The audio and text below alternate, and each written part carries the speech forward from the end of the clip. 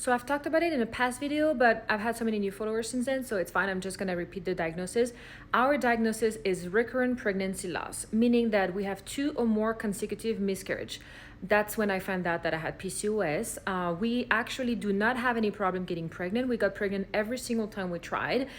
Beside the IUI didn't work. But every single time we try to get pregnant, even the IVF, we get pregnant. The problem is staying pregnant. So we do not have a diagnosis of infertility, it's just recurrent pregnancy loss. So that protocol is for recurrent pregnancy loss. If you've never had a loss, that's why your doctor is probably not doing all those medications. Those medication is to help the other causes of miscarriage beside a chromosome abnormality, because we already did PGTA testing to avoid another miscarriage because of chromosome abnormality, but we still had a miscarriage last time. So aspirin and the Lovenox is for the thrombophilia, if you have a blood clot disorder.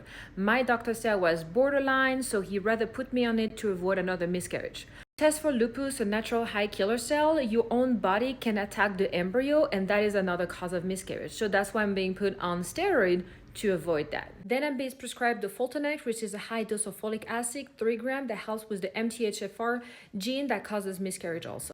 As far as the other medication, is just estrogen, progesterone injection, and suppository, and those are actually normal if you're doing a medicated cycle of IVF, meaning that your cycle is being manipulated by the doctor, so he decides exactly when you start, when you're gonna ovulate, pretending to be ovulating, and then when you're gonna do the transfer with a 5-day embryo or etc. Right? We are simulating our own cycle with the estrogen pill, then you implement the progesterone shots and the suppository. So that's what all of this is for. If you're doing a natural modified cycle, your doctor is following your own cycle, and you may not be on estrogen, or you might just be on progesterone suppository. The progesterone is simply to help sustain a pregnancy, so obviously that will usually always be given for any fertility treatment. It's just a different type of dosage in different way. If you do a medicated cycle, then you get the injection. If you're doing a modified natural cycle, usually you just get the suppository,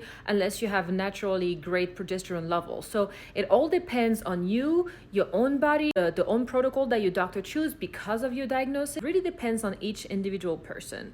But I hope this helps.